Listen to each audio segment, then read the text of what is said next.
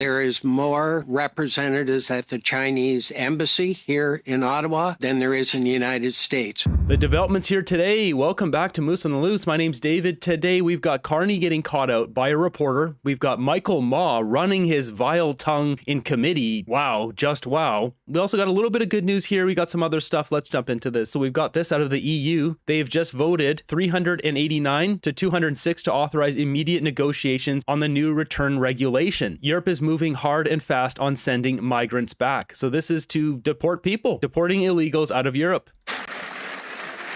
Okay.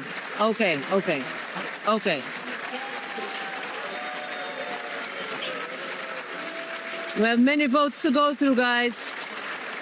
It's clear who voted for what. Another angle of it here. Faster EU-wide deportation decisions. All countries must cooperate. Detentions up to 24 months. More bans on returning to EU. More forced deportations. You can see the vote there. And we got this one here. This didn't take long. Remember when the Danish PM was praising Carney's speech in Davos? The speech you gave in Davos, I have never experienced anything like this. I mean, people in Denmark, and I guess the same goes for the rest of the Nordic countries. Now, what did Denmark do? They just voted her out. She had to resign as PM. As Melissa points out, 2 weeks ago, PM of Denmark was praising Carney's Davos speech and saying so many people in her country support that speech. Well, yeah, she just lost bad and resigned yesterday. Party's weakest election showing since 1903. So she does not speak for the people of Denmark. Now, moving ahead, we have a wild clip coming out of committee. We get to really learn who Michael Ma is and the kind of guy he is. So Harrison Faulkner posting this. Hong Kong-based Canadian MP Michael Ma tells a career civil servant that claims of forced labor in Xinjiang, China, are hearsay and blatantly defends the CCP. This is not a joke. This is what's happening in our parliament. Due to the time limit, I'm going to be asking for very sharp,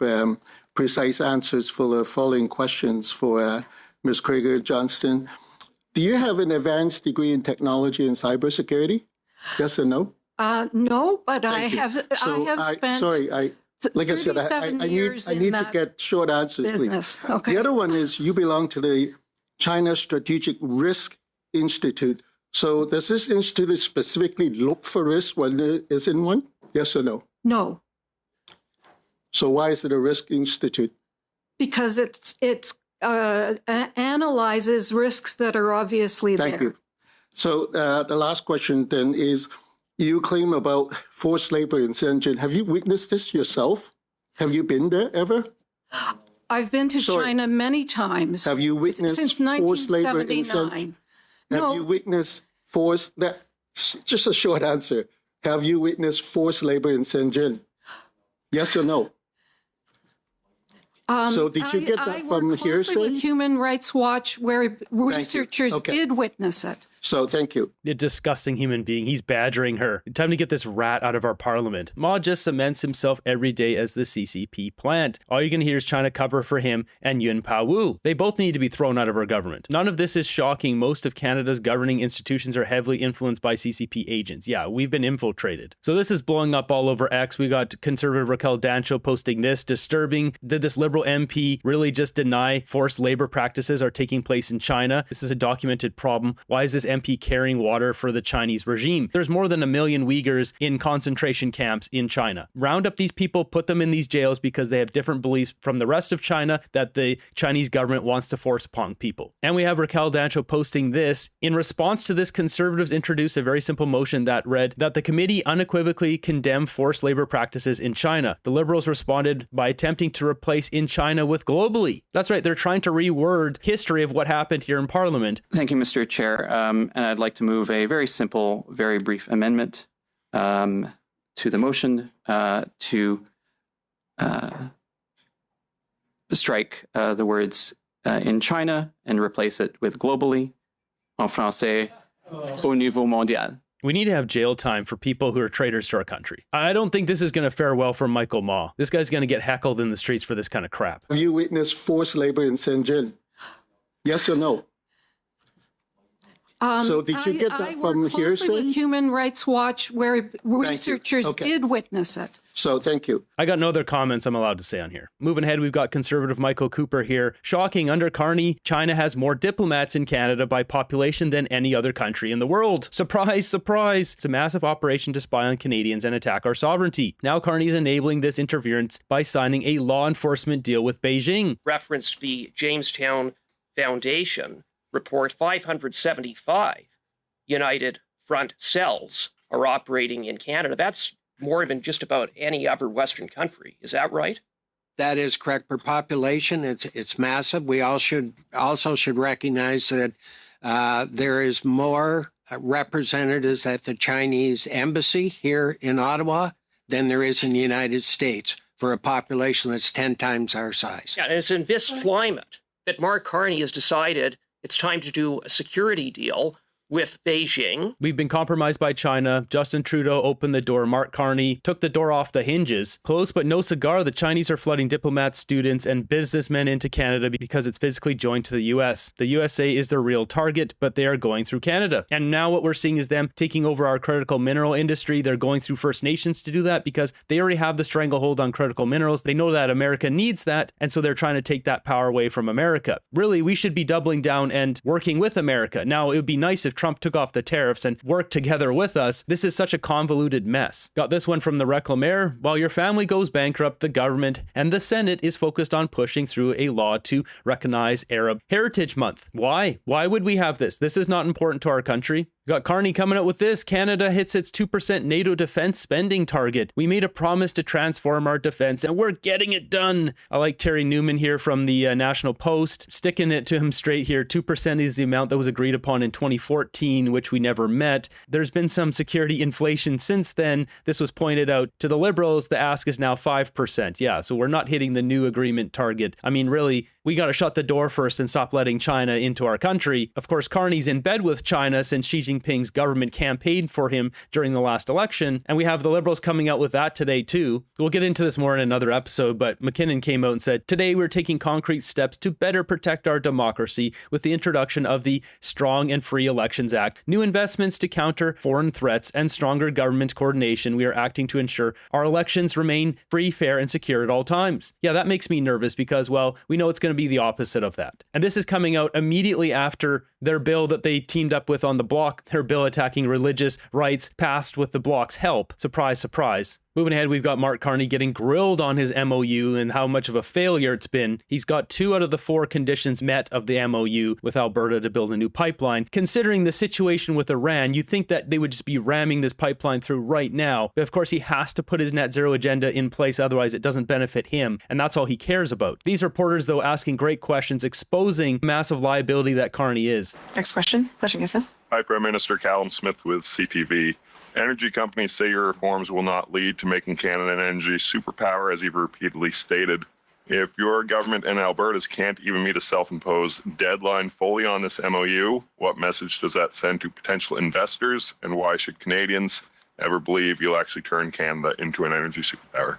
You notice his mouth there and his little face.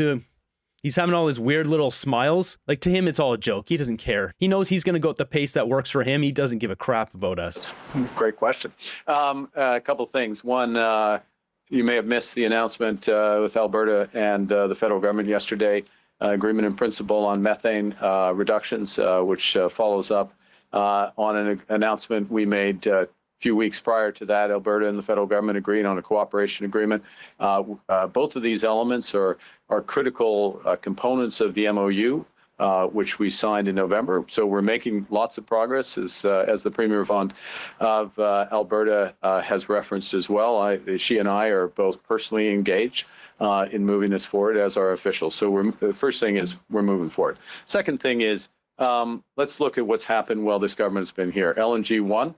Largest LNG project has gone operational. LNG 1 has been in the works since 2018. Looking at this article here, LNG Canada produces first commercial-ready liquefied natural gas. And scrolling down, we see here, construction of LNG Canada's Phase 1 began in October 2018. Justin Trudeau can hang his hat on this one. Carney cannot. Carney had nothing to do with this. This was even before Mark Carney became the advisor to Justin Trudeau in July of 2020. He gets asked about the MOU, the pipeline to the West Coast, and he talks about LNG 1, a project that started 8 years ago.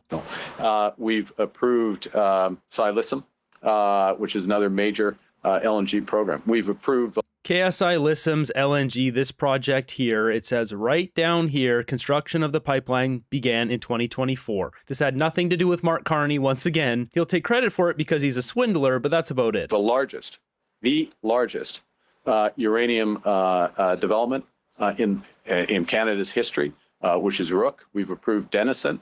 We've approved a pipeline, a gas pipeline between Alberta and British Columbia. Yeah, that little pipeline is to move gas between different storage tanks. That doesn't do much for society as a whole. And yes, they should be approving that. And he mentioned Rook, uranium. Well, I mean, that feeds directly into his Brookfield Global Transition Fund 1, Westinghouse, purchased by Brookfield and Camco, which he gets 3% carried interest off of. So obviously they're going to approve Rook. Rook project here, largest development stage uranium project in Canada. And it says right here, this got environmental assessment approval by the province of Saskatchewan in November of 2023. So it had nothing to do with Mark Carney. Looking at frequently asked questions, it says, how long has NextGen been active in exploration work in Saskatchewan? And it says here, the Arrow deposit was discovered on the Rook 1 property, 14th of February 2014. They've been sitting on this for 16 years. I don't know when they applied for environmental approval, but they got it in 2023. I mean, this takes forever to get this stuff going. Carney here hanging his hat on this like he did something. We are advancing on Pathways, which is a fundamental game changer in terms of carbon capture and storage. One that he's going to profit off of. This doesn't make us any money. He wants to spend $16 billion to inject a whole bunch of carbon into the ground so he can make money off of it. This doesn't provide prosperity. It doesn't provide an actual product that helps, that we can sell, that we can use. We are just reference discussions we're having with the province of Nova Scotia on Wind West, which is 50 to 60 gigawatts of renewable wind power. There's so many examples of these wind turbines not being worth it, and their environmental catastrophe. Have you ever seen them set up a wind turbine? How much concrete and iron and steel has to go into that? Like, look at this. This is the environmental utopia they're talking about. Now, sure, if this generated a ton of power, then you could justify it. But for the actual footprint, we should be doing small modular reactors, nuclear reactors, not this nonsense. This just kills birds, doesn't provide that much energy. If the wind doesn't blow, you don't get energy. Once again, though, this helps his Brookfield fund, so that's why he's pushing it. We've come to an agreement with Newfoundland on Bay du Nord, which is one of the biggest offshore oil developments in the country. Bay du Nord. This is this big web wrapping up the Norwegian government, their sovereign wealth fund, being majority owner in Equinor. Mark Carney just met with Anders Opedal, CEO of Equinor, operating the Bay du Nord project, and Bay du Nord, this project being split 60% Equinor and 40% with BP. This is an offshore oil project off the coast of Newfoundland. And we should be doing this, but the thing is, Carney's going to attach carbon credits to this so Brookfield can profit and he can make money off of it. It's very predictable what he's doing here. Unfortunately, his plan is great for him. It's pretty bad for Canada. A few of these projects will have some benefit to Canada. Most of these are going to be epic eco-green failures. Country, we'll be releasing next week our electricity strategy, which looks to double the electricity grid in this country, largely with clean power, hydro, nuclear, and renewables. Yeah, so is he going to mandate that and then they have to buy Brookfield's power and Brookfield's power bill goes up, higher demand for it? That's why they tried to sell all that electricity coming from the Sunshine Coast there. Brookfield has a facility up there that they own. They were trying to do a 100-year lease, selling all that electricity to America because there's high demand for that eco-green energy in Washington state. So instead of providing energy to Canada, they wanted to sell it to America at a top dollar price. Not only that, they're trying to force EVs down our throats so then Brookfield can corner the electricity market and selling that renewable power. And if you don't have renewable power, you got to pay the piper, pay for carbon credits. It's all very predictable what this charlatan's doing. There'll be a bit of gas, but effectively with that. So we're moving forward on all fronts, and we have not been in office for a year. Okay, so and the only reason I'm stopping is there's other people in the line who have more questions.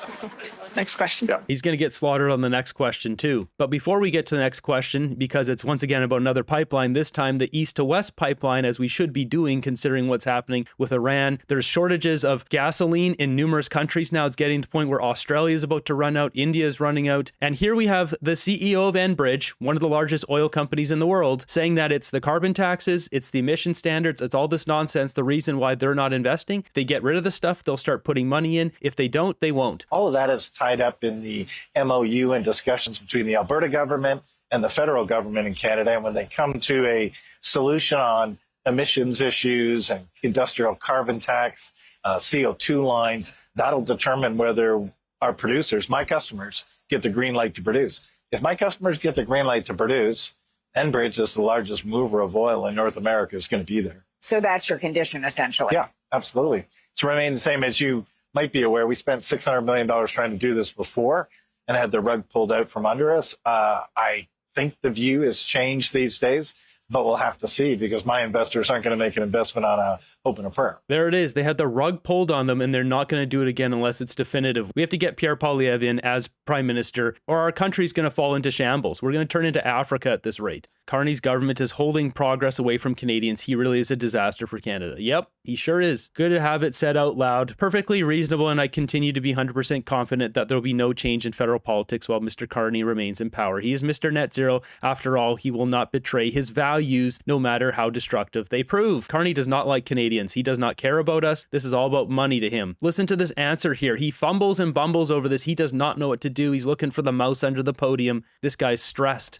Jacob Moore with Media Broadcasting. We're talking about defense-related infrastructure. Yeah. And gas prices here are spiking because of the war in Iran. What are you doing to fix that? And especially considering that the largest oil refinery in our country is in New Brunswick. Is it time for the west to east pipeline?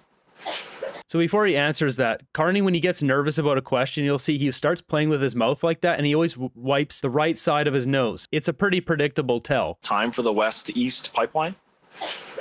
You packed a lot in there. Okay, yeah, that's good. That's good. The first thing is that very aware of the sharp increase in gas prices. It varies a bit as you know geographically, but on average it would have been sub 130 a liter. It's going up. It's in 180 to 2, a bit higher in Quebec, a little over $2 a liter.